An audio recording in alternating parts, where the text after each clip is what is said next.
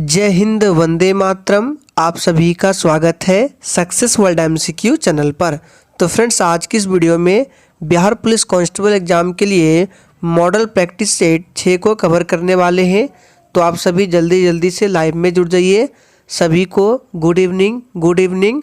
और जितने भी स्टूडेंट चैनल पर पहली बार आए हैं उनको बता दें, ये क्लास आपको डेली रात 8:30 बजे लाइव चैट के साथ मिलता है और ठीक रात 9 बजे बिहार पुलिस कांस्टेबल एग्जाम के लिए लुसेंट बुक से प्रैक्टिस सेट कराया जाता है। तो आप लोग दोनों क्लास को डेली जरूर अटेंड करें। तो चलिए इसी के साथ आज के सेशन को स्टार्ट करते हैं। तो फ्रेंड्स, आज के सेशन का पहला प्रश्न है, भगत सिंह ने कब असेंबली हॉल में बम फेंका था? आप लोग अपना अपना आंसर लाइव चैट में करते जाएंगे और देखिए प्रत्येक स्टूडेंट को आंसर करना है। तो देखिए प्रश्न 1 का राइट आंसर जो ही बच्चे ऑप्शन बी को दिए हैं बिल्कुल सही जवाब है। भगत सिंह ने 1929 में असेंबली हॉल में बम फेंका था और 23 मार्च 1930 कब पाकिस्तान के निर्माण की मांग रखी? चलिए आंसर करते जाएंगे। Times up. तो इसका सही जवाब है 1940 में, याद रखना है। और इसमें मोहम्मद अली जिन्ना का महत्वपूर्ण भूमिका था। भारत और पाकिस्तान को अलग देश बनाने में ध्यान रखना है। तीसरा प्रश्न देखिए, कैबिनेट मिशन के अध्यक्ष कौन थे? चलिए आंसर करते जाएंगे। एकदम छपने वाला प्रश्न है और इसी तरह के प्रश्न एग्जाम में भी इस बार पूछा जाएगा, क्योंकि बिहार पुलिस का जो सिलेबस है पहले 12th लेवल पर क्वेश्चंस पूछा जाता था, लेकिन इस बार जो है इसका सिलेबस 10th लेवल पर किया गया है, इसलिए ये सभी प्रश्न आपके एग्जाम में जरूर पूछा जाएगा। तो कैबिनेट मिशन के अध्यक्ष कौन थे? बिल्कुल सही जवाब दिया आप लोग, पैथिक लॉरेंस थे। और कैबिनेट मिशन भारत कब आया था? तो 1946 ईस्वी में ये भारत आया था और इसमें 3 सदस्य थे। एक ट्रिक को आपको याद रखना है, यहाँ पे लिख रहे हैं PAS। देखिए कैबिनेट मिशन जो योजना था भारत के लिए क्या था, एक प्रकार से कह सकते हैं ये पास था। तो P से पैथिक लॉरेंस हो गया, A से AV अलेक्जेंडर हो गया और S से स्टैफोर्ड क्रिप्स हो गया। तो देखिए शुरुआत में P है, यानी कि पैथिक लॉरेंस जो है कैबिनेट मिशन के अध्यक्ष थे। तो इस ट्रिक से आप लोग इस प्रश्न को याद रख सकते हैं। बी ऑप्शन सही जवाब है। नेक्स्ट क्वेश्चन देखिए, आज़ादी के पूर्व प्रथम स्वाधीनता दिवस कब मनाया गया? चलिए आंसर करते जाएंगे। बिल्कुल शानदार प्रश्न है। तो देखिए इस प्रश्न का सही जवाब जो ही बच्चे ऑप्शन डी को दिए हैं बिल्कुल सही जवाब है। आज़ादी के पूर्व प्रथम स्वाधीनता दिवस जो है 1930 को मनाया गया था। भारत में परिवार नियोजन कार्यक्रम को कब अपनाया गया? चलिए आंसर करेंगे, इम्पोर्टेंट प्रश्न है। तो देखिए भारत में परिवार नियोजन कार्यक्रम को 1952 ईस्वी में अपनाया गया। बी ऑप्शन इस प्रश्न का बिल्कुल सही जवाब है। नेक्स्ट क्वेश्चन देखिए, भारतीय सांख्यिकी संस्थान कहाँ पर स्थित है? चलिए आंसर बताएंगे। ये प्रश्न आपके एग्जाम के लिए इम्पोर्टेंट रहेगा। चलिए तो बिल्कुल सही जवाब दिए हैं। भारतीय सांख्यिकी संस्थान जो है ये कोलकाता में स्थित है। और कोलकाता किस नदी के किनारे बसा हुआ है? तो हुगली नदी के किनारे बसा हुआ है। किस देश को वनों का देश कहा जाता है? चलिए आंसर करेंगे। और देखिए अगर आप लोगों को सेशन थोड़ा भी पसंद आ रहा है तो सभी लोग सेशन को दिल से लाइक करेंगे और सेशन को शेयर करेंगे। तो देखिए इसका सही जवाब हो जाएगा, कांगो देश को वनों का देश कहा जाता है। थाईलैंड को सफ़ेद हाथी का देश कहा जाता है। देखिए अगर आपसे पूछे कि भारत में सर्वाधिक वन क्षेत्रफल की दृष्टि से किस राज्य में है, तो ये मध्य प्रदेश राज्य में है। और किस देश को वनों का देश कहेंगे? तो कांगो को। लेकिन भारत में पूछे कि किस राज्य में क्षेत्रफल की दृष्टि से सर्वाधिक वन है, तो ये मध्य प्रदेश में है। ज्वालामुखी के मुख को क्या कहा जाता है? चलिए आंसर करेंगे। यहाँ पे मुख होगा। ज्वालामुखी के मुख को क्या कहा जाता है, पूछा गया प्रश्न है। तो क्रेटर कहा जाता है ज्वालामुखी के मुख को। नेक्स्ट क्वेश्चन, निम्नलिखित में भारत की कौन सी नदी डेल्टा नहीं बनाती है? चलिए आंसर बताएंगे। बिल्कुल शानदार प्रश्न है। भारत की कौन सी नदी डेल्टा नहीं बनाती है?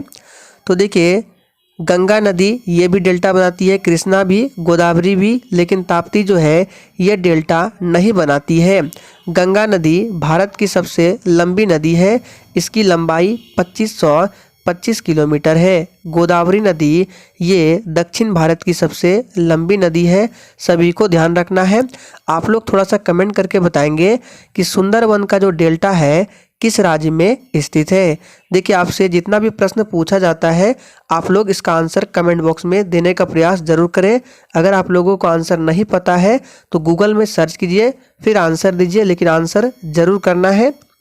जो नदी डेल्टा नहीं बनाती उसके मुहाने को क्या कहा जाता है? चलिए आंसर बताएंगे। तो देखिए, जो नदी डेल्टा नहीं बनाती है उसके मुहाने को ऐश्वरी कहा जाता है। जैसे कि अभी हमने प्रश्न संख्या 9 में पढ़ा कि ताप्ती नदी डेल्टा नहीं बनाती है, तो ताप्ती नदी के मुहाने को ऐश्वरी कहेंगे, ध्यान रखना है।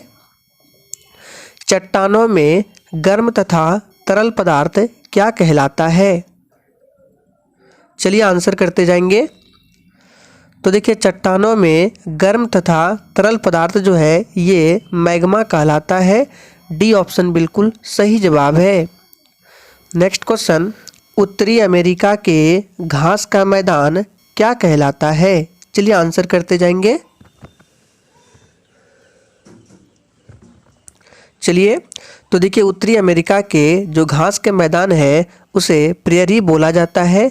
सी ऑप्शन जो भी बच्चे दिए हैं बिल्कुल सही जवाब है।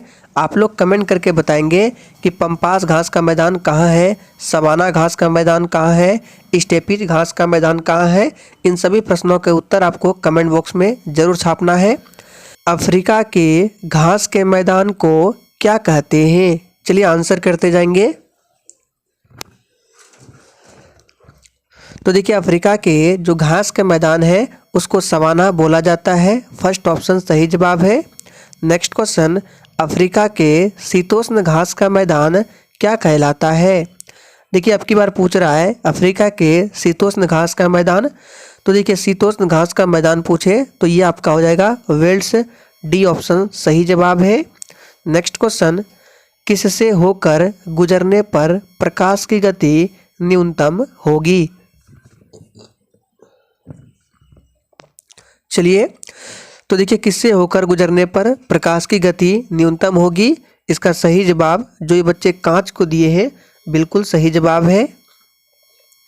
आवर्त सारणी का सबसे बड़ा आवर्त कौन है? फटाफट से आप सभी आंसर करते जाएंगे।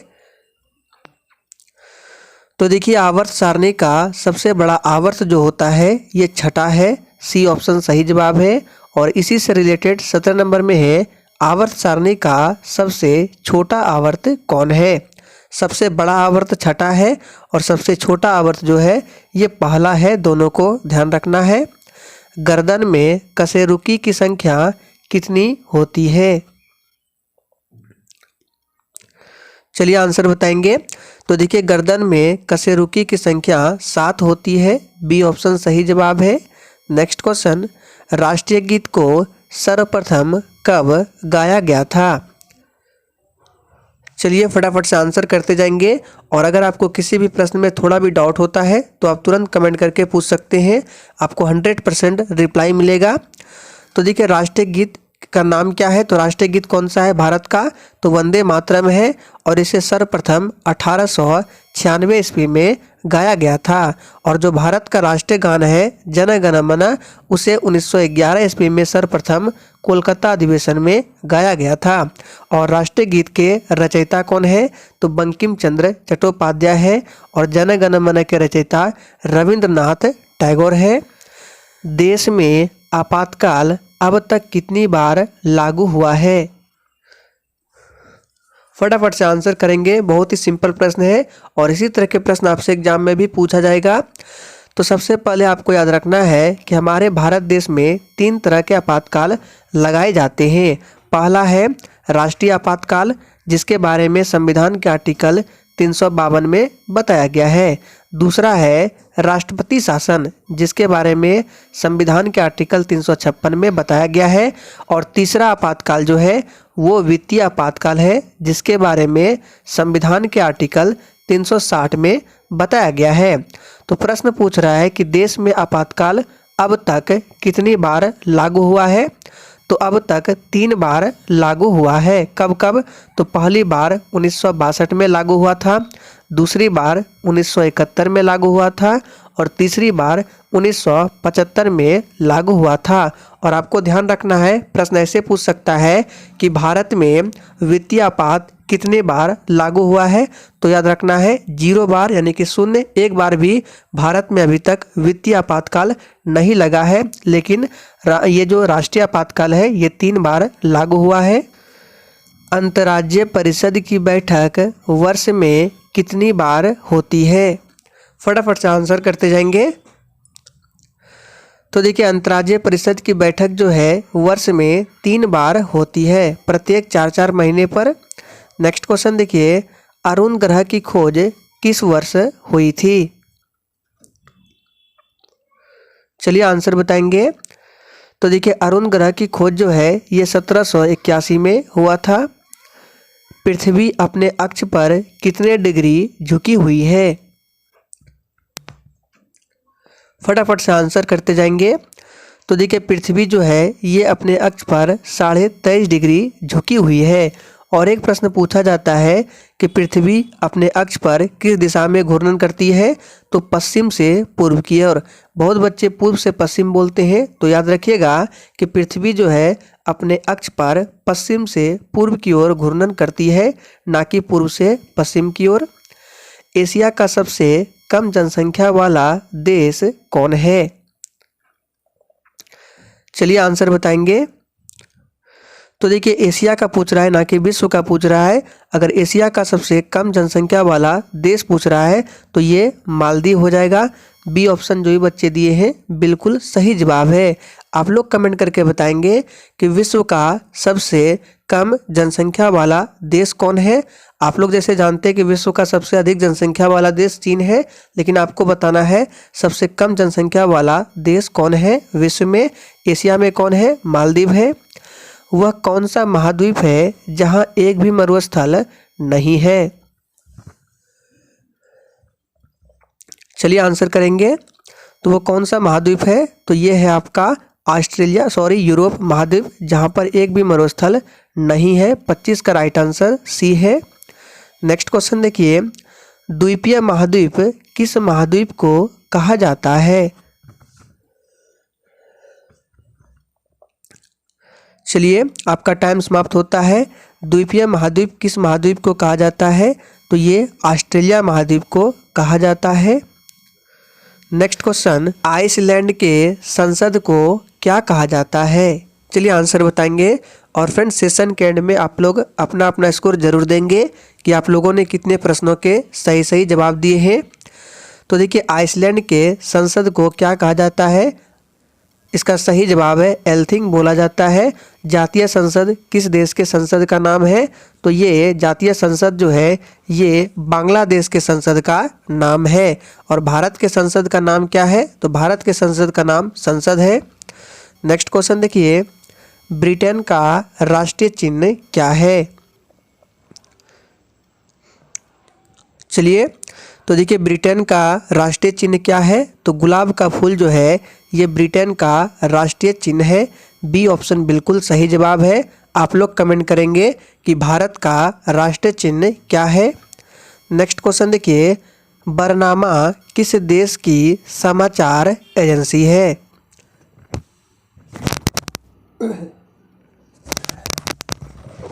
चलिए आंसर बताएंगे। बरनामा किस देश की समाचार एजेंसी है? तो ये जो है मलेशिया देश की समाचार एजेंसी है। नेक्स्ट क्वेश्चन, ओटावा किस नदी के किनारे स्थित है? यहाँ पे टाइपिंग एरर है, नदी होगा। फटाफट से आंसर करते जाएंगे। तो देखिए, ओटावा जो है ये सेंट लॉरेंस नदी के तट पर बसा हुआ है। नेक्स्ट क्वेश्चन, आंध्र प्रदेश राज्य की स्थापना कब की गई थी? चलिए आंसर बताएंगे। तो देखिए आंध्र प्रदेश राज्य की स्थापना जो है, भारत का प्रथम प्रक्षेपास्त्र कौन है? फटाफट से आंसर करेंगे। भारत का प्रथम प्रक्षेपास्त्र कौन है? तो ये पृथ्वी है। डी ऑप्शन सही जवाब है। नेक्स्ट क्वेश्चन देखिए, काराकोरम दर्रा भारत के किस राज्य में स्थित है? चलिए आंसर करते जाएंगे। तो देखिए काराकोरम दर्रा जो है ये भारत के किस राज्य में स्थित है? तो काराकोरम दर्रा जम्मू कश्मीर में स्थित है, याद रखना है। ये अभी राज्य नहीं है, इसका सही जवाब है जम्मू कश्मीर। पूछा जाता है कि लिपुलेख दर्रा किस राज्य में है? तो उत्तराखंड में है। जो जिला कहाँ है? जम्मू कश्मीर में है।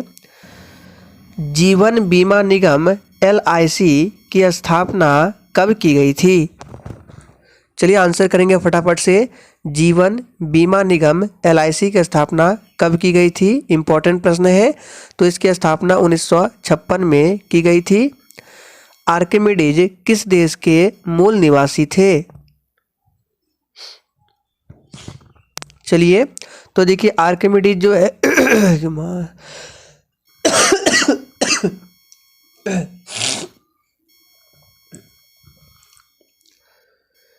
जीवन बीमा निगम की जीवन बीमा निगम यानी कि LIC की स्थापना कब की गई थी? इंपॉर्टेंट प्रश्न है, चलिए आंसर करेंगे। तो देखिए जीवन बीमा निगम यानी कि LIC की जो स्थापना है ये 1956 में की गई थी। नेक्स्ट क्वेश्चन, आर्किमिडीज किस देश के मूल निवासी थे? फटाफट से आंसर करते जाएंगे। आर्किमिडीज किस देश के मूल निवासी थे? तो आर्किमिडीज जो है ये ग्रीस के निवासी थे। नेक्स्ट क्वेश्चन, डिगबोई किसके लिए प्रसिद्ध है? चलिए तो देखिए डिगबोई जो है ये पेट्रोलियम के लिए प्रसिद्ध है। और डिगबोई जो पेट्रोलियम है ये कहाँ पर है, किस राज्य में है? तो ये असम में स्थित है। भारतीय विषयों को कितने भागों में बांटा गया है? चलिए आंसर बताएंगे। तो देखिए भारतीय विषयों को 3 भागों में बांटा गया है। बी ऑप्शन सही जवाब है। पाकिस्तान का स्वतंत्रता दिवस किस तिथि को मनाया जाता है? चलिए आंसर करेंगे। तो देखिए भारत का स्वतंत्रता दिवस 15 अगस्त को मनाया जाता है और पाकिस्तान का जो है इससे एक दिन पहले यानी कि 14 अगस्त को मनाया जाता है। रविंद्रनाथ टैगोर को किस वर्ष नोबेल पुरस्कार प्रदान किया गया था? चलिए आंसर करेंगे।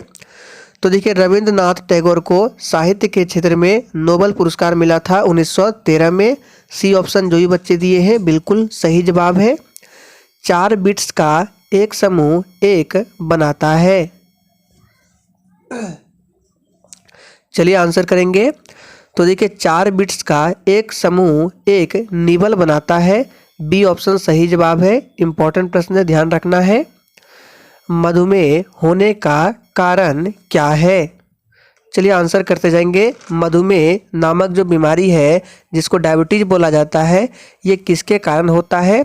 तो इंसुलिन का कम उत्पादन होने के कारण मधुमेह नामक रोग होता है। नेक्स्ट क्वेश्चन देखिए, टेक्टोना ग्रैंडिसलिन किसका वैज्ञानिक नाम है? चलिए आंसर करेंगे। तो देखिए टेक्टोना ग्रैंडिसलिन जो है ये सागौन का वैज्ञानिक नाम है। नेक्स्ट क्वेश्चन, सी एनिमोन्स खालिस्तान प्रजाति के अंतर्गत आते हैं। चलिए आंसर बताएंगे। तो देखिए सी एनिमोन्स जो है ये निडेरिया प्रजाति के अंतर्गत आते हैं। बी ऑप्शन सही जवाब है। निम्नलिखित में से कौन किसी परमाणु के केंद्र के अंदर स्थित होते हैं?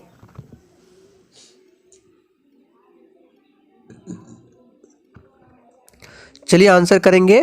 तो आप सभी जानते हैं परमाणु के केंद्र के अंदर क्या क्या होते हैं, प्रोटॉन और न्यूट्रॉन होते हैं। ए ऑप्शन सही जवाब है। नेक्स्ट क्वेश्चन, बेकिंग सोडा क्या होता है? सभी ऑप्शंस को सही से देखिए। चलिए तो देखिए बेकिंग सोडा जो है किसको बोला जाता है? तो सोडियम बाइकार्बोनेट को कहा जाता है। अब यहाँ से आपके हिंदी के 5 प्रश्न स्टार्ट होते हैं।